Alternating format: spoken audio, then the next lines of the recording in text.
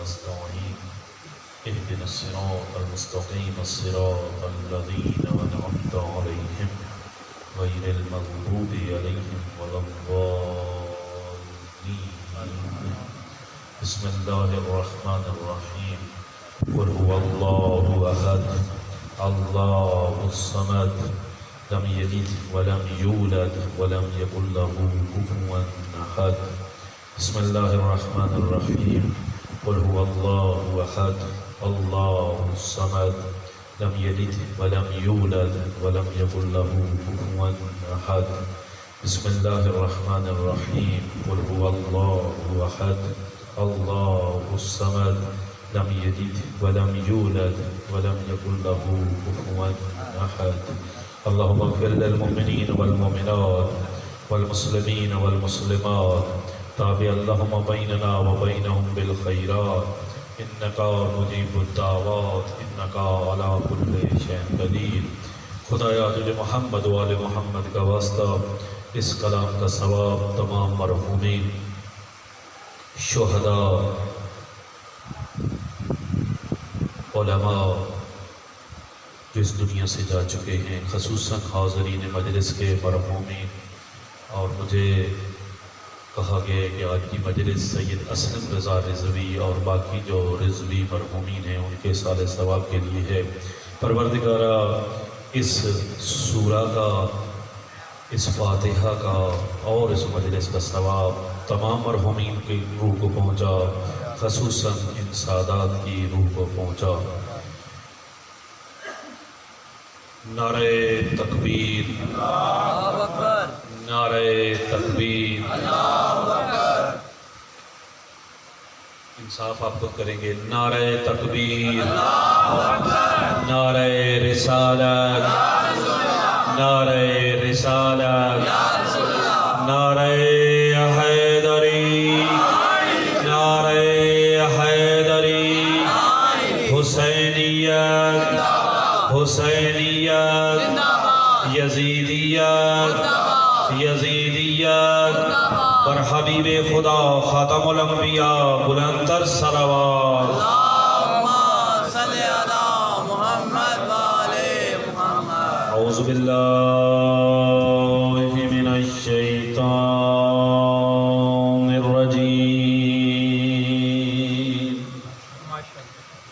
بسم اللہ الرحمن الرحیم۔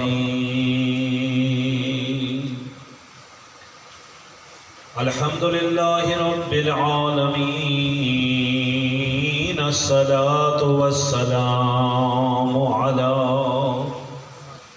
اشرف الانبیاء والمرسلین، صلوات۔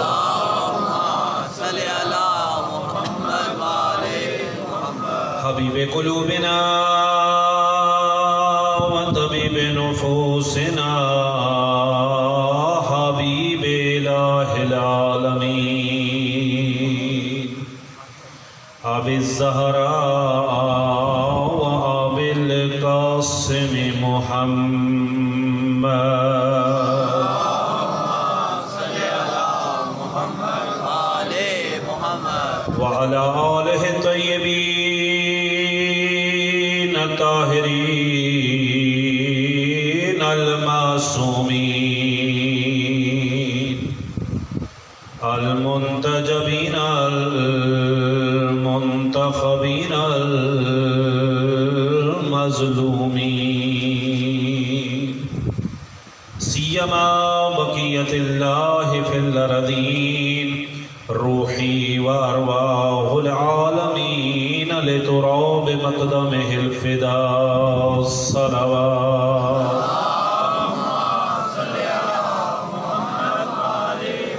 ولعنت اللہ علی اعدائہم اجمعین من یوم عداوتہم الی قیام یوم الدین۔ اما بعد فقد قال اللہ تبارک و تعالی فی کتابہ المجید، اعوذ باللہ من الشیطان الرجیم، بسم اللہ الرحمن الرحیم، والعصر ان الانسان لفی خسر الا الذین آمنوا وعملوا الصالحات وتواصوا بالحق وتواصوا بالصبر الصلوات. اللہم صلی علی محمد وآل محمد. آج اس خمسہ مجالس کی چوتھی مجلس کا آغاز کرنے کی سعادت حاصل کر رہا ہوں. ماشاءاللہ. خدا سے دعا گو ہے کہ خدا مجھے زبان پر وہ الفاظ لانے کی توفیق عطا فرمائے جس سے اس کی ذات راضی ہو. خدا ہم سب کو حقیقی معنوں میں حسین ابن علی ابن ابی طالب علیہ السلام کا عزادار بننے کی توفیق عطا فرمائے. خدا ہم سب کے کبیرہ و صغیرہ گناہ معاف فرمائے. جو زندہ ہیں ان کو طول عمر عطا فرمائے، عمر بابرکت عطا فرمائے، حسین کے کام آنے والی زندگی عطا فرمائے. جو اس دنیا سے جا چکے ہیں خدا ان کی مغفرت فرمائے، ان کے درجات بلند فرمائے. جو مریض ہیں خدا ان کو شفاء کاملہ و عاجلہ نصیب فرمائے. جن کو صحت عطا فرمائی ہے ان کو اس صحت سے حقیقی معنوں میں استفادہ کرنے کی توفیق عطا فرمائے. اپنی ان تمام دعاؤں کی استجابت کے لیے ایک بار پھر بلند تر صلوات. اللہم صلی علی محمد وآل محمد. ہر شخص اپنے بارے میں بہتر جانتا ہوتا ہے کہ وہ کیا ہے. بے شک. ابھی ایک بزرگوار نے کچھ کلمات اس طرح ادا کیے کہ جس کی وجہ سے یہ عرض کرنا پڑ رہا ہے. میں سمجھتا ہوں ہم میں سے ہر بندہ جانتا ہے کہ وہ کیا ہے، کس پانی میں ہے. اور جب حسین کی بارگاہ میں پہنچ جائے تو اس میں کوئی شک نہیں ہے کہ عزادار کا بہت بڑا مقام ہے. جہاں پر ایک عزادار کا مقام ہے وہاں پر ایک خطیب کا مقام بھی ہے، وہاں پر ایک بانی مجلس کا مقام بھی ہے. لیکن حسین کے مقام پر پہنچنے کے لیے یہ دیکھنا پڑے گا کہ یہ خاک کی خاک بھی نہیں بن سکتے. تو ہم جب یہاں پر آئیں تو ہم اپنی پرواز کو اتنا بلند کریں کہ کم از کم حسین سمجھ میں تو آ جائے. یہ وہ مقام ہے جہاں حسین کی معرفت کے لیے ہم سب لوگ اکٹھے ہوتے ہیں. ہم جس موضوع کو لے کر چلے ہیں وہ موضوع ہے سورہ عصر. اس کی ایک طالب علمانہ تشریح آپ کی خدمت میں پیش کرنے کی کوشش کر رہا تھا. اور ہم یہاں پر پہنچے تھے کہ والعصر قسم ہے وقت کی. خدا وقت کی یعنی زندگی کی قسم کھا رہا ہے. ہر شخص کو جو وقت دیا گیا ہے اس کی قسم کھا رہا ہے. اور خدا قسم کھا کر اہمیت بتا رہا ہے کہ جس کو تم ضائع کر رہے ہوتے ہو میرے نزدیک وہ بہت قیمتی ہے. ان الانسان لفی خسر، کہ ہر وہ شخص جو انسانیت کے مرتبے پر فائز ہے وہ خسارے میں ہے. اس لیے کہ انسانیت کا مرتبہ شعور لے کر آتا ہے. جو باشعور ہے حقیقت میں وہی انسان ہے. جو چیز ایک انسان کو حیوان سے جدا کرتی ہے وہ عقل و شعور ہے. اور جس کو عقل و شعور حاصل ہو جاتا ہے اس کو احساس ہوتا ہے کہ میرا نقصان ہو رہا ہے یا میرا فائدہ ہو رہا ہے. ان الانسان لفی خسر، انسان کا اصلی سرمایہ ضائع ہو رہا ہے. یعنی انسان کی زندگی کا ایک ایک لحظہ پگھل رہا ہے. اگر بچانا چاہتے ہو اس اصلی سرمایہ کو، الا الذین آمنوا وعملوا الصالحات، ایمان لے کر آؤ اور نیک اعمال، وعملوا الصالحات، تمام نیکیوں پہ عمل کرو. کسی نے چھوٹی نیکی کو چھوٹا سمجھ کے چھوڑو نہیں. کل آپ کی خدمت میں عرض کیا کہ ایک نیکی ہو چھوٹی ہو اگر خدا کے لیے کی جائے بڑی بڑی نیکیوں سے افضل ہو جاتی ہے. صرف خدا کے لیے، خالص ہو کر خدا کے لیے۔ خدا کیا ہے؟ وحدہ لا شریک ہے، اس کا کوئی شریک نہیں ہے۔ اور اگر کوئی عبادت کر رہا ہو اور وہ عبادت میں کسی اور کو شریک بھی بنا لے، عبادت کیوں کرتے ہیں؟ وہ راضی ہو جائے گا۔ اگر اس کی رضا کے ساتھ ساتھ کسی اور کی رضا بھی آ جائے، ہو جاتا ہے نا بعض اوقات۔ میں واہ واہ کے لیے ایک مجلس پڑھتا ہوں، ہاتھوں کو بلند کرنے کے لیے مجلس پڑھتا ہوں، تو یہ خدا کے لیے نہ ہوئی نا۔ خدا کے لیے تو تب تھی کہ میں صرف اس کی رضا کے لیے پڑھتا۔ خدا کہتا ہے کہ اگر تم مجھے، میرے لیے جو عبادت کر رہے ہو اس میں کسی اور کو شریک بنا رہے ہو تو میں ایک اچھا شریک ہوں، میں اپنے حصے کی عبادت بھی اپنے اس شریک کو دے دیتا ہوں۔ بس اگر تم نے جس کے لیے وہ عبادت کی ہے پھر وہی تجھے اس کا اجر دے گا۔ کوشش کرنی چاہیے جو بھی عبادت کریں وہ صرف اس کے لیے کریں، صرف اس کو راضی کرنے کے لیے کریں، اس لیے کہ وہ عبادت کے لائق ہے۔ امیر علیہ السلام نے فرمایا کہ ایک عبادت وہ ہوتی ہے جو تاجروں کی عبادت ہوتی ہے۔ تاجر کیا کرتا ہے؟ تاجر ہمیشہ سے سوچ رہا ہوتا ہے کہ فائدہ کس میں ہے، ایسا ہی تاجر فائدے کے بارے میں سوچ رہا ہوتا ہے۔ وہ جو جنت کے لالچ میں عبادت کر رہے ہوتے ہیں حقیقت میں تاجروں والی عبادت ہے۔ امیر علیہ السلام فرماتے ہیں کہ میں جنت کے لالچ میں عبادت نہیں کرتا اور نہ ہی جہنم کے ڈر سے عبادت کرتا ہوں، اس لیے کہ جو جہنم کے ڈر سے عبادت کرتا ہے وہ تو غلاموں والی عبادت کرتا ہے۔ نہ میں جنت کے لالچ میں عبادت کرتا ہوں، نہ میں جہنم کے خوف میں عبادت کرتا ہوں، میں تو اس لیے اس کی عبادت کرتا ہوں کہ وہ ہے عبادت کے لائق، وہ ہے اس لائق کہ اس کے سامنے جھکا جائے۔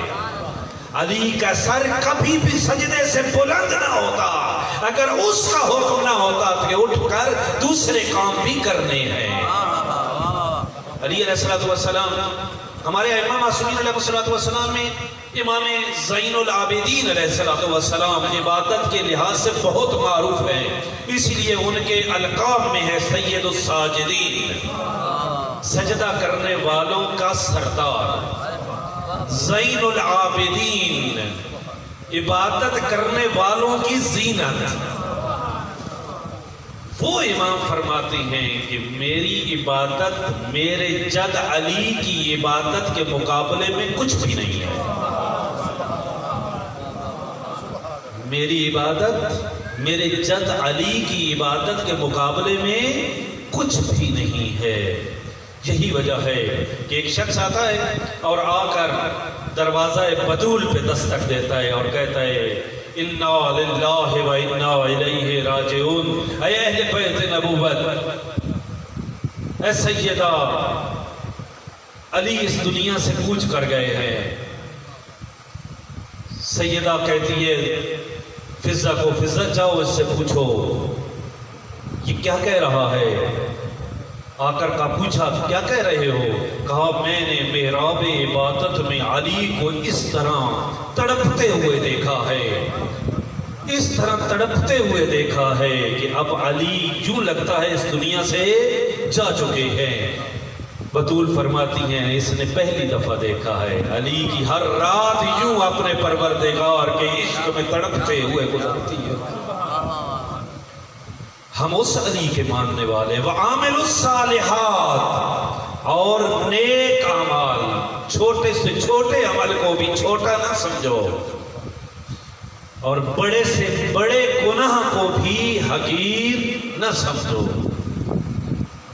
نہ کرو گناہ، نہ چھوٹی نیکی چھوڑو نہ چھوٹا گناہ کرو، اس لیے کہ وہ اتنا کریم ہے، اس نے اتنا عطا کیا ہے کہ نہ گناہ کرنا چاہیے اور نہ اس کی عبادت کو ترک کرنا چاہیے۔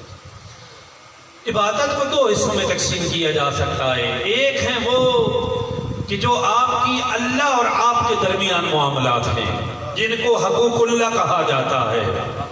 نماز، روزہ، حج، زکوٰۃ، یہ وہ چیزیں ہیں جو زیادہ تر کیا ہیں؟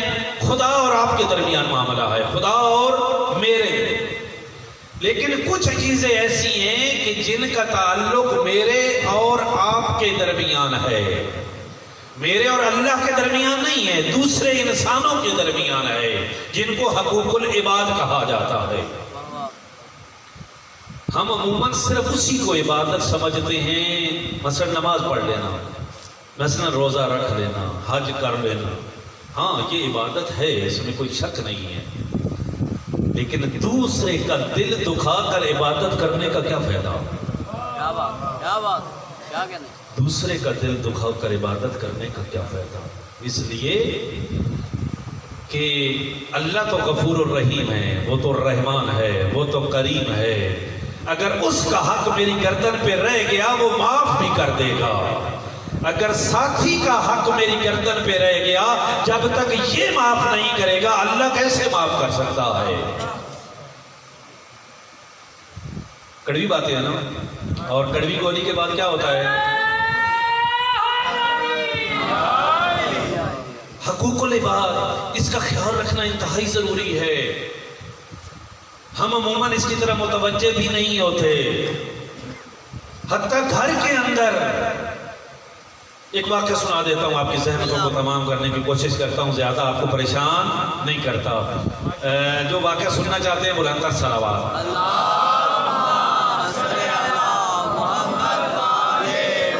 رسول اکرم صلی اللہ علیہ وآلہ وسلم کے ایک صحابی ہیں جن کا نام ہے سعد ابن معاذ. جوان صحابی، رسول اکرم صلی اللہ علیہ وآلہ وسلم کو اپنے اس صحابی سے بہت زیادہ محبت، اتنی محبت کہ یہ صحابی جوانی میں اس دنیا سے چلا گیا. رسول اکرم صلی اللہ علیہ وآلہ وسلم نے اپنی ابا کا کفن دیا. آپ اس کے مقدر دیکھیں، جس کو رحمت للعالمین اپنی ابا کا کفن دے رہا ہو. اس سعد ابن معاذ سے پہلے اس کی قبر میں سوئے. کون؟ رحمت للعالمین اس کی قبر میں سوئے. اور جب جنازے کے لیے جا رہے تھے تو رسول اکرم صلی اللہ علیہ وآلہ وسلم یوں پاؤں کے بل چل رہے تھے. آگے یہ جو ہتھیلی ہوتی ہے نا، اس کے اوپر چل رہے تھے. ان کی پیچھے ہیل جو ہے، ایڑی جو ہے، وہ زمین پر نہیں لگ رہی تھی. سوال کیا گیا کہ یا رسول اللہ ایسے کیوں چل رہے ہیں؟ کہا زمین پر اتنے فرشتے موجود ہیں اس کے جنازے میں شرکت کرنے کے لیے کہ میں پورا پاؤں زمین پر رکھنے سے ڈر رہا ہوں. سعد بن معاذ 70 تکبیریں کہیں اللہ کے رسول نے. کتنی تکبیریں؟ 70 تکبیریں کہیں اس کے جنازے میں اللہ کے رسول نے. دفن کر دیا. دفن کرنے کے بعد سعد بن معاذ کی ماں کے پاس آئے تعزیت کرنے کے لیے. سعد کی ماں کہتی ہے مبارک ہو سعد بن معاذ کو جنت کی ہوائیں اور فضائیں. رسول اسلام فرماتے ہیں اے سعد کی ماں، تجھے کس نے بتایا کہ سعد جنت میں پہنچ گیا ہے؟ کہا یا رسول اللہ، جس کا جنازہ آپ اتنی ترتیب سے پڑھائیں، جس کو آپ اپنی ابا کا کفن دیں، جس کے جنازے میں اتنے فرشتے شریک ہوں، جس کی قبر میں آپ خود لیٹیں، وہ جنت میں نہیں ہوگا تو کہاں ہوگا؟ کہا نہیں، اس وقت فشار قبر میں مبتلا ہے. اللہ کے رسول سعد بن معاذ اس وقت فشار قبر میں مبتلا، قصور کیا ہے؟ کہا اسی لیے آیا ہوں، اس کی بیوی کو بلاؤ. اس کی بیوی کو بلایا اور کہا کہ سعد جب گھر آتا تھا آپ کے ساتھ اس کا اخلاق اچھا نہیں ہوتا تھا، جس کی سزا اس وقت وہ فشار قبر کی صورت میں بھگت رہا ہے۔ جب تک آپ معاف نہیں کرو گی اللہ معاف نہیں کرے گا۔ غور فرمایا آپ نے؟ صرف نمازیں پڑھ لینا، صرف روزے رکھ لینا، اور جو حقوق ہیں ہماری گردن پہ ان کو ادا نہ کرنا، والد کے سامنے اکڑ کر چلنا، والدہ کا کہنا نہ ماننا، اذیت دینا، تکلیف پہنچانا، اور پھر کہنا کہ اس سے میں یہ حسین کا ماتمی ہوں۔ اس میں کوئی شک نہیں ہے کہ حسین کا ماتم کا بڑا ثواب ہے، لیکن ماں اگر ناراض ہے تو حسین بھی معاف نہیں کرے گا۔ کڑوی باتیں ہیں نا۔ وَعَامِلُ الصَّالِحَاتِ صرف نماز، روزہ، حج، زکوٰۃ نہیں ہے، وہ جو تمہاری گردن پہ حقوق ہیں ان کو بھی ادا کریں۔ آپ کے دوست کا حقوق ہے اس کو ادا کریں، آپ کے اساتذہ کے حقوق ہیں اس کو ادا کریں، آپ کی اولاد کے حقوق ہیں ان کو ادا کریں، آپ کے ہمسر کے حقوق ہیں ان کو ادا کریں، آپ کے پڑوسی کے حقوق ہیں ان کو ادا کریں۔ جب تک یہ حقوق ادا نہیں ہوں گے اس وقت تک عبادات قبول نہیں ہوں گی۔ اس لیے خدا کیا فرما رہا ہے؟ وَعَامِلُ الصَّالِحَاتِ، اگر تم خسارے سے بچنا چاہتے ہو تو ایمان لے کر آؤ اور ساتھ ساتھ اعمال بجا لاؤ۔ میں نے پہلے دن عرض کیا تھا کہ اللہ نے ڈر گئے نا، جو زیادہ ڈر گئے ہیں بلند تر صلوات۔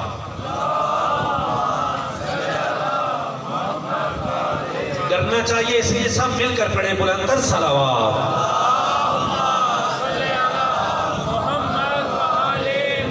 ہم نے پہلے دن عرض کر دیا تھا کہ اللہ نے جو طریقے بتائے ہیں کہ اگر آپ خسارے سے بچنا چاہتے ہیں تو دو طریقے ہیں تمہارے پاس، کچھ انفرادی کام ہیں اور کچھ اجتماعی کام ہیں۔ انفرادی کام میں نے آپ کو بتا دیے کہ ایمان لے کر آنا ہر بندے کا انفرادی کام ہے، عامل الصالحات کرنا یہ انفرادی کام ہے۔ اب اجتماعی کام دو کرنے ہیں، وہ کیا کرنے ہیں؟ وَتَوَاصَوْا بِالْحَقِّ وَتَوَاصَوْا بِالصَّبْرِ، حق کی ایک دوسرے کو وصیت و نصیحت کرنی ہے۔ صرف حق پہ خود عمل نہیں کرنا، صرف خود حق پر عمل کر لینا یہ کافی نہیں ہے، اگر خود حق پر ہو تو دوسرے تک حق پہنچانا بھی ضروری ہے۔ لیکن یہاں پر مسئلہ یہ ہے کہ حق ہے کیا؟ میں نے میرے خیال میں پہلی مجلس میں بھی عرض کر دیا تھا کہ حق پہچاننا ہو تو کہاں جانا چاہیے۔ رسول اسلام نے کلیہ بتا دیا تھا، الحق مع علی وعلی مع الحق، حق علی کے ساتھ ہے اور علی حق کے ساتھ ہے۔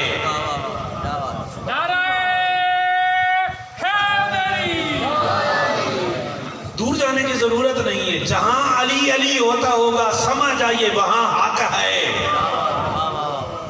جہاں علی علی ہوتا ہے وہاں سمجھ آئیے کہ حق ہے۔ اور خدا کے رسول نے جو فرمایا کہ الحق مع علی وعلی مع الحق، آگے دعا بھی مانگی۔ کیا دعا مانگی؟ پہلے دن عرض کیا تھا، دوبارہ تکرار کر رہا ہوں، یہ بہت ضروری ہے اس لیے دوبارہ کہہ رہا ہوں کہ اے پروردگار جدھر جدھر حق مڑے، جدھر جدھر علی مڑے، ماشاءاللہ جاگ رہے ہیں جاگ رہے ہیں، کیا کہا؟ جدھر جدھر علی مڑے ادھر ادھر حق کو موڑ دے۔ یہ نہیں کہا جدھر جدھر حق مڑے ادھر ادھر علی کو موڑ دے، اس کا مطلب یہ ہے معیار علی ہے۔ اب اگر کسی نے آج کے دور میں بھی ڈھونڈنا ہو کہ حق کس جگہ پر ہے، پریشان ہونے کی ضرورت نہیں ہے، جہاں پر بھی علی والے نظر آئیں گے۔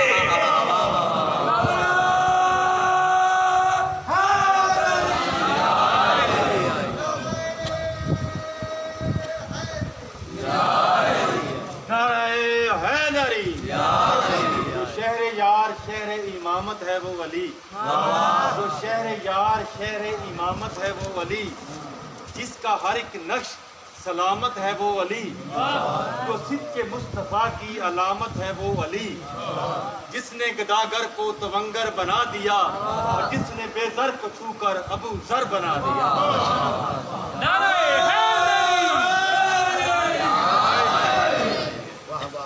لیکن یوں نہیں ہے کہ جہاں سے علی علی کی صدائیں آ رہی ہوں صرف وہاں حق ہے. جہاں سے علی کی خوشبو آئے وہاں حق ہے. ممکن ہے کوئی زمانہ ایسا آئے اور آیا ہے زمانہ تاریخ میں دیکھا ہے کہ جیلی لوگ بھی پیدا کیے گئے جن سے علی علی کروایا گیا لیکن وہاں حقیقت میں علی نہیں تھا. علی کی خوشبو وہاں سے آتی ہے جہاں علی جیسا کردار نظر آئے.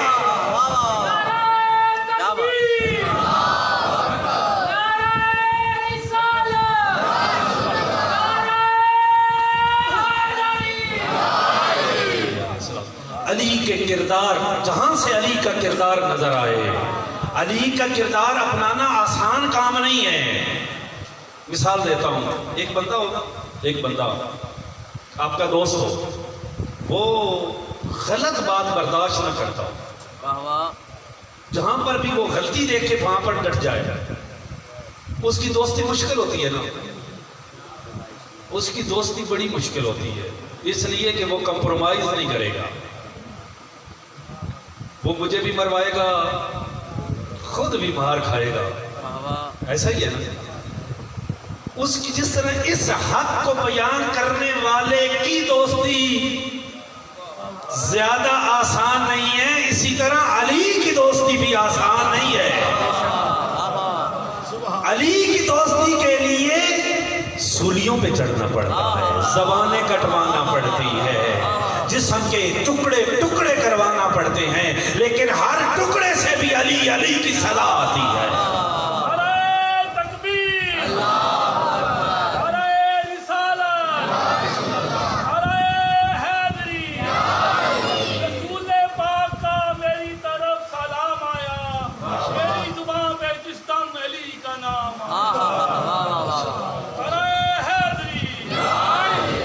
علی علیہ السلام حق کی علامت.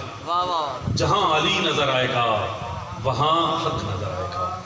اور یہ راستہ آسان راستہ نہیں ہے.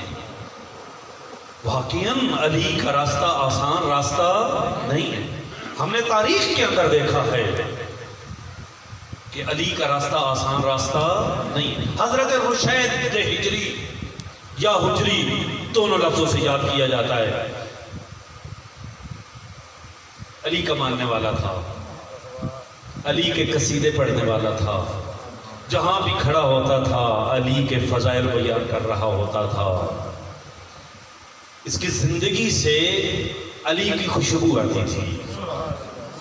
علی کی خوشبو آتی تھی. حاکم وقت کو برا لگا تنگ آ گیا نا. جہاں پہ کھڑا ہوتا ہے علی علی کر رہا ہوتا ہے علی کے قصیدے پڑھ رہا ہوتا ہے حق بیان کر رہا ہوتا ہے. جب حق بیان ہو تو باطل پریشان ہو جاتا ہے. کہا پکڑ کر لایا جائے. پکڑ کر لایا گیا. کہا اس کی زبان کاٹ دو. کہا میرے امام نے سچ کہا تھا اے رشید تیری زبان کاٹی جائے گی. کہا اچھا تیرے امام نے اگر یہ کہا تھا تو ہم تمہاری زبان نہیں کاٹتے. کہا کیا کرو گے؟ کہا ہم تمہارے ہاتھ کاٹ دیتے ہیں تمہارے پاؤں کاٹ دیتے ہیں. ہاتھ کاٹ دیے گئے پاؤں کاٹ دیے گئے. رشید ہجری کے رشتہ دار آئے اور اس کو اٹھا کر لے گئے. ایسے حالت میں ہاتھ کٹے ہوئے ہیں پاؤں کٹے ہوئے ہیں. رشید ہجری اپنی بیٹی کو کہتے ہیں کہ جاؤ اہل محلہ کو اکٹھا کرو. سب اکٹھے ہو گئے. کہا سب قلم اور کاغذ نکال لو میں علی کی فضیلتیں بیان کرتا ہوں تم لکھنا شروع کرو. سب اکٹھے ہو گئے. رشید ہجری نے احادیث بیان کرنا شروع کر دی. یہ لوگ لکھ رہے تھے. کسی نے جا کر حاکم وقت کو اطلاع دی تم نے اس کے ہاتھ اور پاؤں کاٹ دیے ہیں. اس نے مجمع لگا کر علی کے فضائل بیان کرنے شروع کر دیے. تیش میں آیا اور کہا اس کی زبان کاٹ دو. جب زبان کاٹ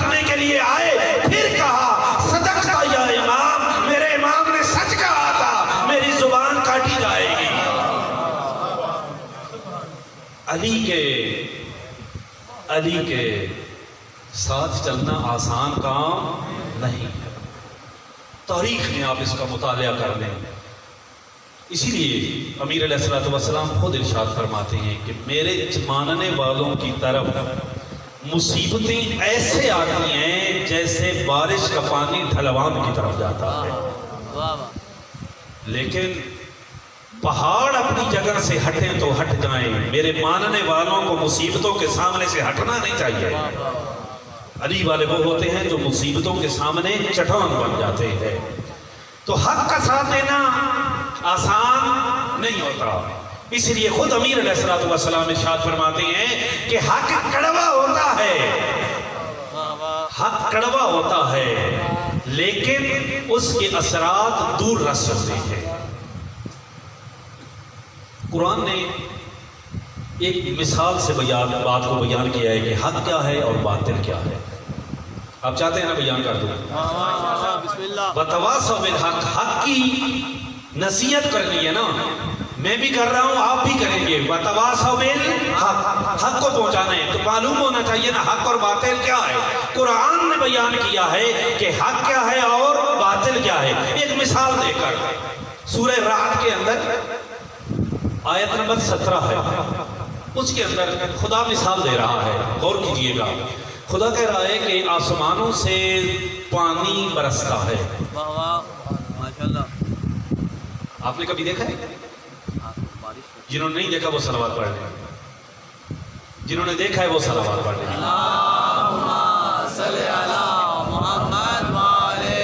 آسمان سے پانی برستا ہے اور پھر یہ وادیوں کے اندر چلنا شروع، قرآن کی آیت کا ترجمہ پیش کر رہا ہوں، یہ وادیوں کے اندر چلنا شروع کر دیتا ہے۔ جب یہ وادیوں کے اندر چلتا ہے تو پہاڑوں کی چٹانوں سے ٹکرانے کی وجہ سے اس پر جھاگ بن جاتی ہے۔ پہاڑوں پر اس کی چٹانیں جو ہیں اس کے ساتھ ٹکرانے کی وجہ سے کیا ہو جاتا ہے؟ جھاگ بن جاتی ہے، اس کے اوپر جھاگ بن جاتی ہے۔ اللہ کہہ رہا ہے یہ جو جھاگ بنتی ہے نا یہ دور سے نظر آتی ہے، پانی اس کے اندر چھپ جاتا ہے، جھاگ زیادہ ہوتی ہے، پانی کم ہوتا ہے، لیکن فائدہ پہنچانے والا پانی ہوتا ہے، جھاگ ختم ہونے والی ہوتی ہے۔ اللہ کہہ رہا ہے یہ جو پانی ہے اس کی مثال حق کی ہے اور یہ جو جھاگ ہے اس کی مثال باطل کی ہے۔ کیا بات، کیا بات۔ بس اگر کوئی چیز زیادہ نظر آئے تو یوں نہ سمجھو یہ حق ہے، اگر کہیں پر کوئی چیز بھی مقدار میں تعداد میں زیادہ نظر آئے تو یوں نہ سمجھو کہ یہ حق ہے۔ دیکھو کہ فائدہ کون سی چیز پہنچاتی ہے، جو چیز فائدہ پہنچاتی ہے وہ حق ہے۔ اور پھر کیا کہا کہ یہ جھاگ جلدی ختم ہو جاتی ہے، پانی باقی رہتا ہے۔ جلدی کیا چیز ختم ہوتی ہے؟ جھاگ جلدی ختم ہو جاتی ہے۔ اسی طرح حق باقی رہتا ہے اور باطل ختم ہو جاتا ہے۔ ممکن ہے مجھے زندگی میں نظر نہ آئے لیکن پھر بھی حق سے جلدی چلا جائے گا باطل۔ جال حق زہق الباطل ان الباطل کان زہوقا، حق آ گیا باطل چلا گیا اور باطل کو جانا ہی تھا، یعنی باطل ہوتا ہی وہ ہے جو باقی نہ رہ سکے، جو کھڑا رہے، جو قرار ہو، جو غیر فرار ہو، وہ حق ہوتا ہے، جو بھاگ جائے، جو چلا جائے وہ باطل ہوتا ہے۔ کیا بات ہے، واہ واہ واہ۔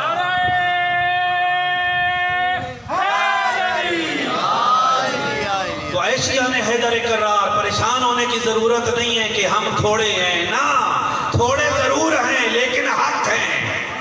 واہ واہ واہ واہ واہ۔ پریشان نہیں ہونا کہ طاغوت اور باطل چھایا ہوا ہے، نا باطل نے جانا ہے، حق نے آنا ہے، کیا بات، بے شک حق نے آنا ہے۔ انشاءاللہ حق کا 12واں بیٹا حق کا بہرواں مینار ضرور اپنی روشنی سے لوگوں کو بتائے گا کہ حق آ گیا باطل چلا گیا۔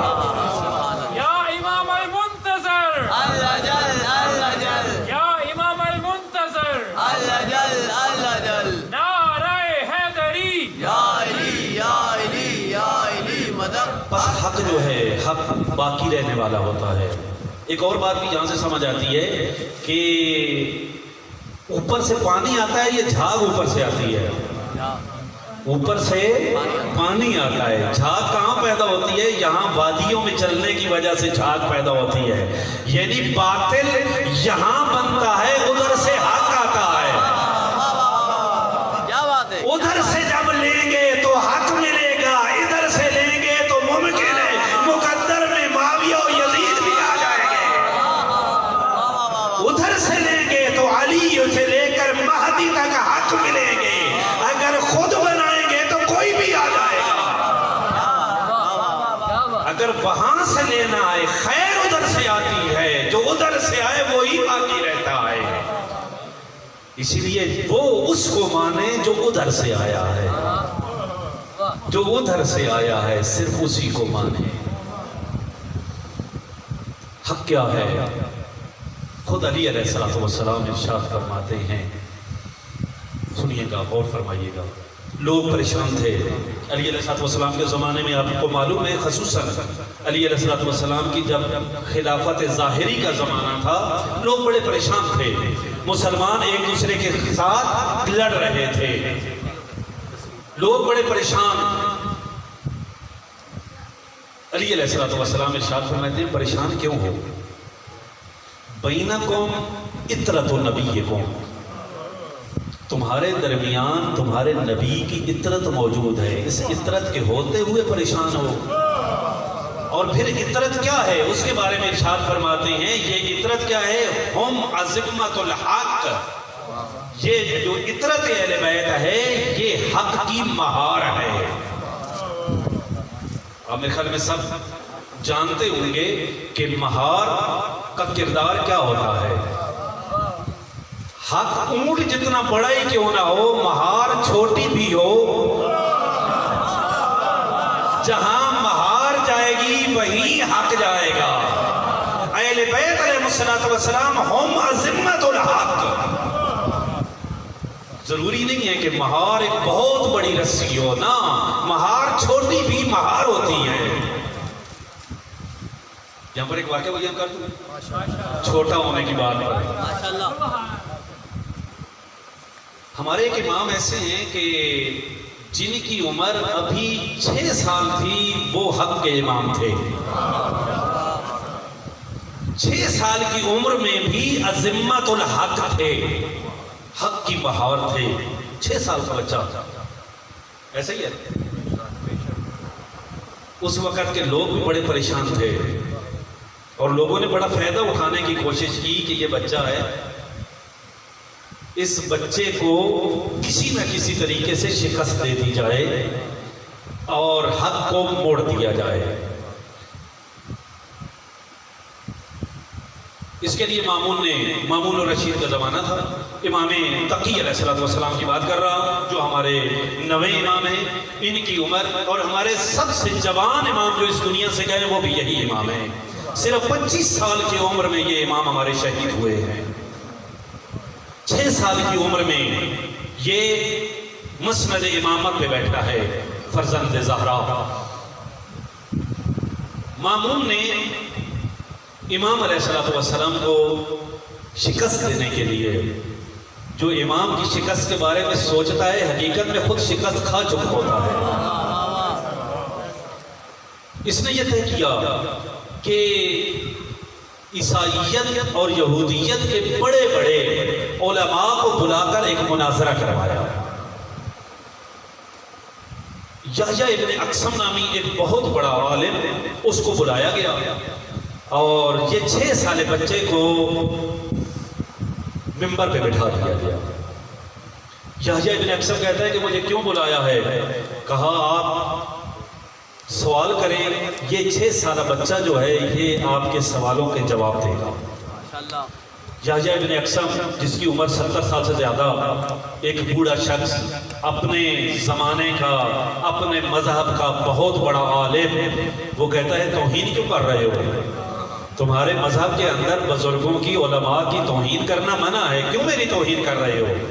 کہا توہین نہیں کر رہے، تمہیں نظر بچہ آ رہا ہے، جب مقابلہ کرو گے پتہ چلے گا، جب مقابلہ کرو گے تب پتہ چلے گا کیا کرنا ہوگا۔ یحییٰ ابن اقسم سے امام علیہ السلام فرماتے ہیں تو سوال کر۔ ماشاءاللہ ماشاءاللہ۔ یہ کہتا ہے میرے سوال کا تم کیا جواب دو گے؟ کہا تو سوال تو کر۔ اب آپ کو معلوم ہے کہ اگر نہیں معلوم تو عرض کر دیتا ہوں، فقہ سب سے مشکل ترین جو موضوع ہے دین کا وہ فقہ ہے۔ فقہ کے 52 یا 56 باب ہیں، ان میں سب سے مشکل باب حج کا ہے، اور حج کے جو احکام ہیں ان میں سب سے مشکل احکام کفارے کے احکام ہیں۔ اس نے سوال کیا، اور کس کا سوال کیا؟ کفاروں کا کر سوال کیا۔ کہتے ہیں اے فرزند رسول، اے بچے، میرا سوال یہ ہے کہ اگر کوئی شخص احرام کی حالت میں ہو اور وہ شکار کر لے تو اس پر کفارہ کتنا ہوگا؟ ماشاءاللہ۔ امام علیہ السلام فرماتے ہیں تیرا سوال ناقص ہے۔ یہ کہتے ہیں میرا سوال کیسے ناقص ہے؟ کہا سوال واضح کر، مجھے یہ بتا کہ وہ جو شکار کرنے والا تھا اس نے رات کو شکار کیا، دن کو شکار کیا؟ اس نے مسجد حرام کے اندر شکار کیا، مسجد حرام کے باہر شکار کیا؟ اس نے پرندے کا شکار کیا یا کسی جانور کا شکار کیا؟ کیا بات کیا بات۔ اس نے احرام عمرے کا باندھا ہوا تھا یا حج کا باندھا ہوا تھا؟ اس نے پہلی دفعہ یہ شکار کیا یا پہلے بھی یہ شکار کر چکا تھا؟ کیا بات۔ 13 سوال امام علیہ السلام نے اس کے اوپر کر دیے۔ اب یہ تو سنبھل نہیں رہا تھا کہ میں نے سوال کیا ہے۔ اب امام علیہ السلام فرماتے ہیں کہ اگر میں سوال کروں تو مجھے جواب دے گا۔ یہ کہتا ہے کہ جو سوال آپ کے سامنے ٹھیک نہیں کر سکا وہ جواب کیا دے گا؟ جو سوال ڈھنگ سے نہیں کر سکا وہ جواب کیا دے گا؟ حق چھوٹا ہو یا بڑا ہو، حق حق ہوتا ہے۔ کیا بات، واہ واہ۔ اور یہ مسئلہ ثقیفہ کے مقام پر بھی آیا تھا، یاد کیجئے گا، جو سمجھنے والے ہیں وہ سمجھ جائیں گے۔ ثقیفہ کے مقام پر بھی کہا گیا تھا کہ اس کو کیوں بنایا؟ کہا یہ بڑا تھا۔ علی کو کیوں نہیں بنایا؟ وہ چھوٹا تھا۔ کاش تمہیں آج نہیں یہ خیبر میں یاد آتا کون چھوٹا ہے کون۔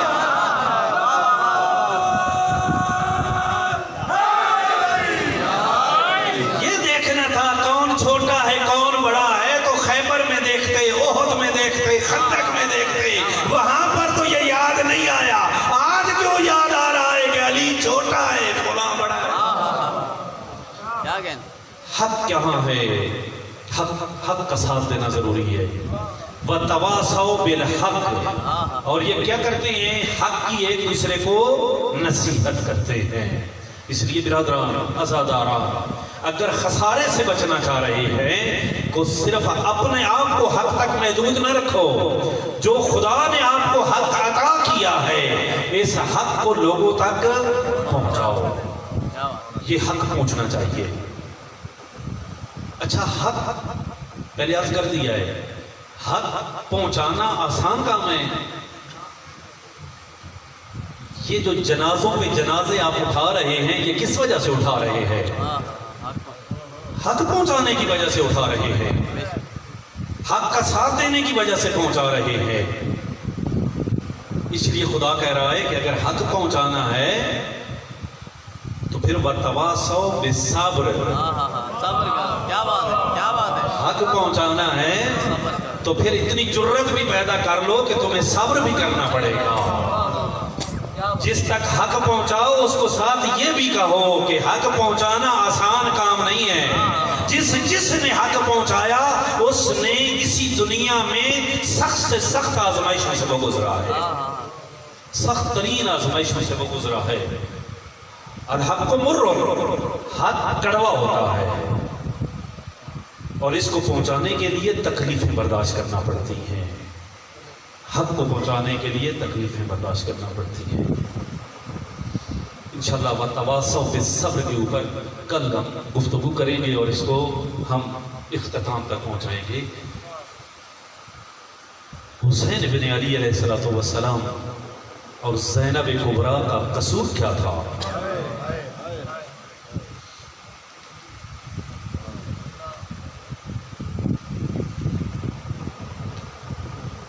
امام حسین علیہ السلام روز عاشور، کچھ لوگ میرے تک بار بار یہ پیغام لا رہے تھے کہ ہمیں بازار کے مسائل سنائیں. بعض چیزیں انسان کے بس میں نہیں ہوتی. میرے بس میں نہیں ہے کہ میں بازار کے مسائل پڑھ سکوں. صرف وہ یہ سوچ لینا بازار اور زینب، اس کے بعد مسائل کی ضرورت نہیں. صرف یہ سوچ لے بازار اور زینب. امام حسین علیہ السلام روز عاشور صبح کے وقت گھوڑے پر نہیں، اونٹ پہ سوار ہوئے، ناکہ پہ سوار ہوئے. وہ ناکہ جو رسول اللہ کی ناکہ تھی، وہ امامہ پہنا جو رسول اللہ پہنا کرتے تھے، وہ ابالی جو رسول اللہ لیا کرتے تھے، اور بالکل رسول اللہ کی شبیہ بن کر بیٹھے ہیں ناکہ پر. کیوں؟ اس لیے تاکہ شاید کسی کو اللہ کا رسول یاد آ جائے اور وہ راہ حق پہ آ جائے. حسین کتنا قریب ہے. گئے ہیں اور جا کر خطبہ دیا، اپنا تعارف کروایا ہے میں کون ہوں، اپنے آبا و اجداد کا تعارف کروایا ہے میرے آبا و اجداد کون ہیں، اور پھر کہا ہے کہ تم پوری دنیا پہ نگاہ دوڑا لو، تجھے رسول کا بیٹا میرے علاوہ کوئی نظر نہیں آئے گا. یہ کہتے ہیں ہم جانتے ہیں، یہ کہتے ہیں ہم آپ کو جانتے ہیں. امام فرماتے ہیں اگر جانتے ہو تو پھر کیوں مار رہے ہو؟ اگر جانتے ہو تو پھر کیوں مار رہے ہو؟ میں نے کوئی دین تبدیل کر لیا ہے، میں نے تمہارا مال کھایا ہے، میں نے تمہارے کسی عزیز رشتہ دار کو قتل کیا ہے، میرے خون کے کیوں درپے ہو گئے ہو؟ یہ جواب میں کیا دیتے؟ لبغض ابی، تیرے باپ کے بغض کی وجہ سے تمہیں قتل کرنا چاہتے ہیں. لبغض ابی، تیرے باپ کے بغض کی وجہ سے تجھے قتل کرنا چاہتے ہیں. حق پہنچانا آسان نہیں ہے. یہ جو کچھ حسین کے ساتھ ہوا، حسین کی بہنوں کے ساتھ ہوا، یہ اس وجہ سے ہوا کہ حق کو بیان کیا ہے، حق پہنچایا ہے. یہ اس کا نتیجہ ہے. حق کا ساتھ دیا ہے، یہ اس کا نتیجہ ہے. حق کو نہیں چھوڑا، یہ اس کا نتیجہ ہے. کل آپ کی خدمت میں عرض کیا ہوگا، حسین ابن علی کو شہید کر دیا.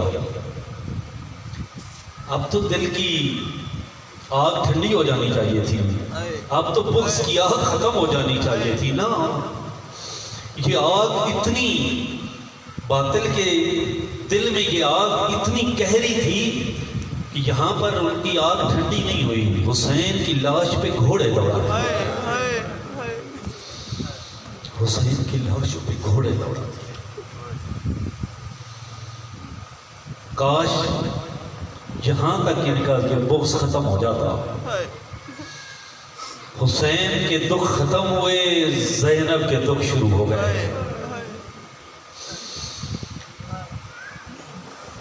زینب کی چادر کو لوٹنے کے اعلان ہونے لگے.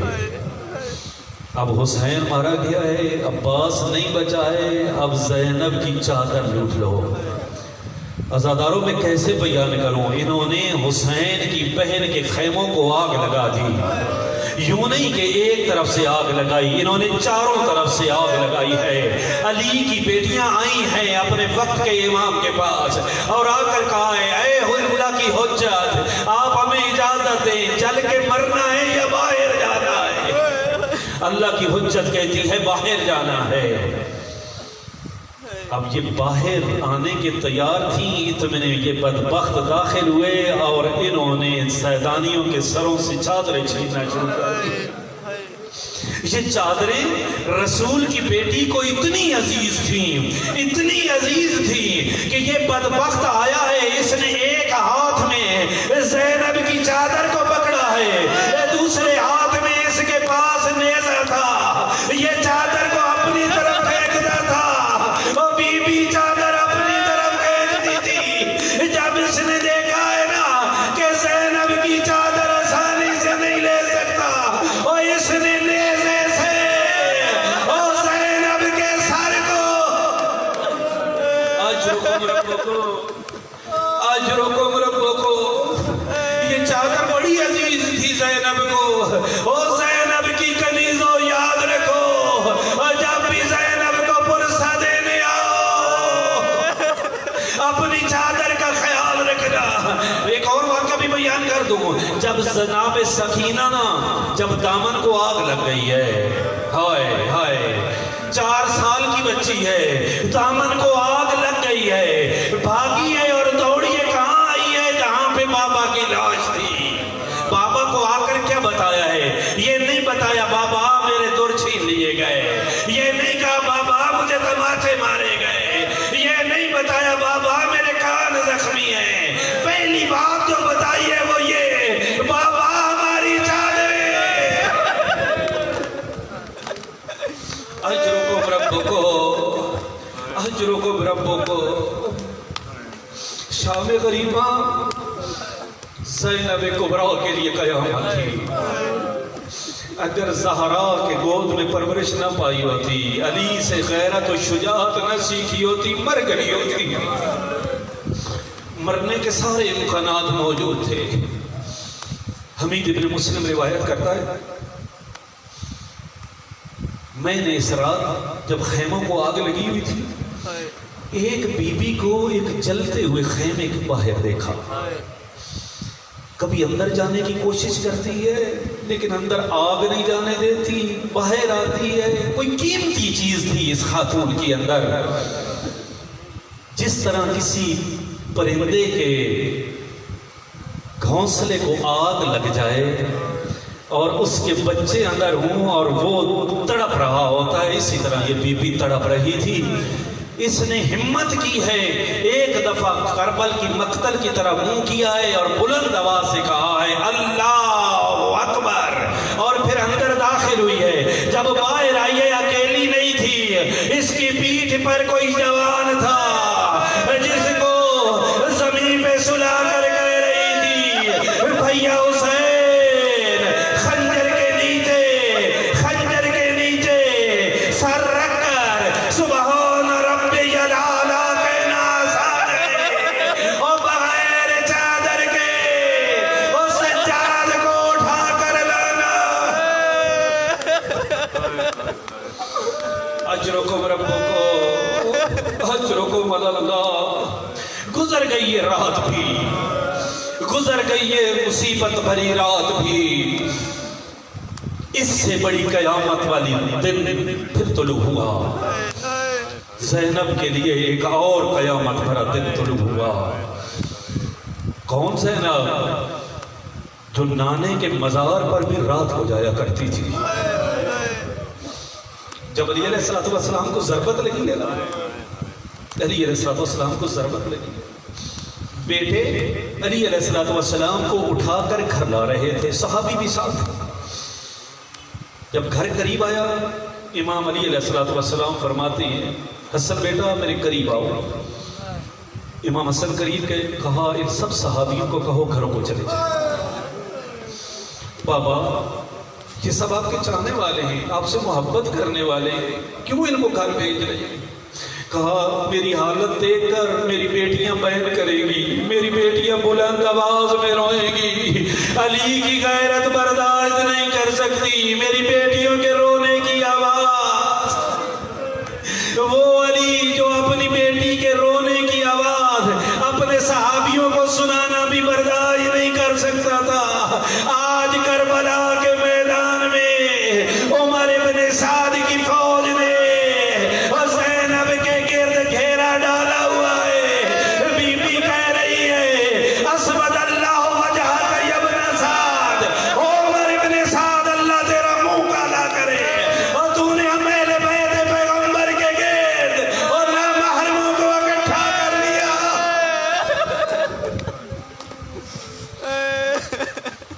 अदब से कहूं तो यही कहूंगा ना, जेवर पहन लिए अली की बेटी ने, जेवर पहन लिए अली की बेटी ने। जब मदीना से चली थी ना, नाका पे सवार करवाने के लिए, महमद पे सवार करवाने के लिए 18 बनी हाशिम आगे बढ़े थे, लेकिन आज ज़ैनब देख रही थी को नाका पे सवार होने के लिए कोई सवार करवाने वाला नहीं था। इमाम सज्जाद देखे ना जब फुफी की हालत को, आगे बढ़कर कहते हैं हाथ तो मेरे मसरूफ है, आओ और मेरे जानों पे पाँव रखकर सवार हो जाओ। इन बदबख्तों ने इन ओसरा को कहां से गुजारा, जहां हुसैन की लाश के टुकड़े थे।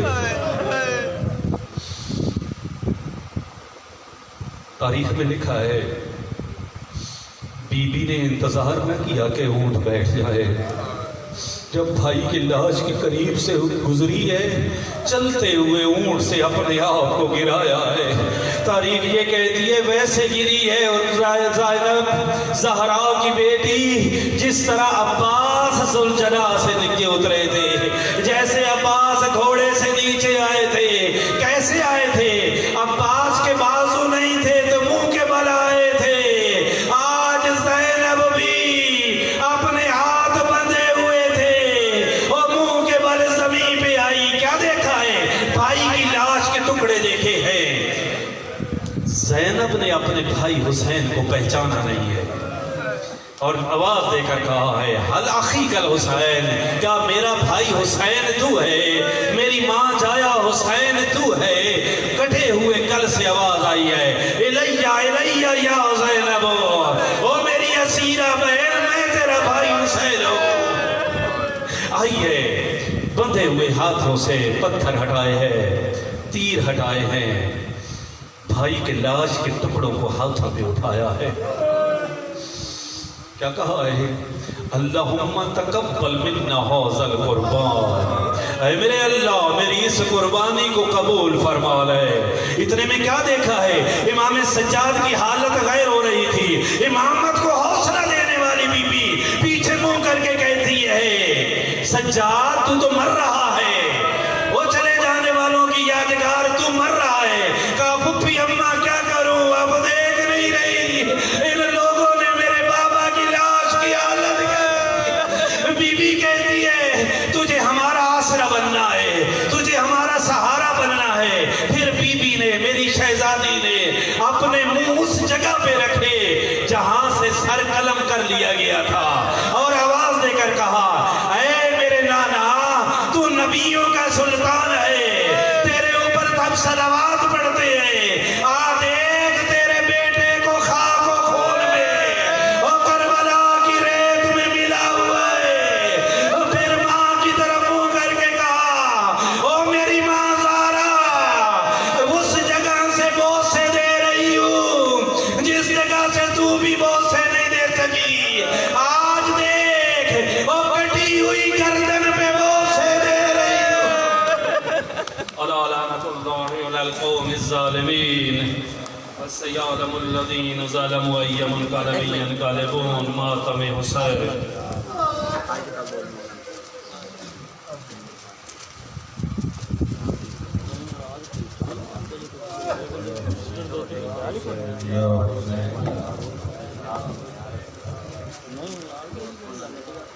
Ya Hussein, Ya Hussein, Ya Hussein, Ya Hussein, Ya Hussein, Ya Hussein, Ya Hussein.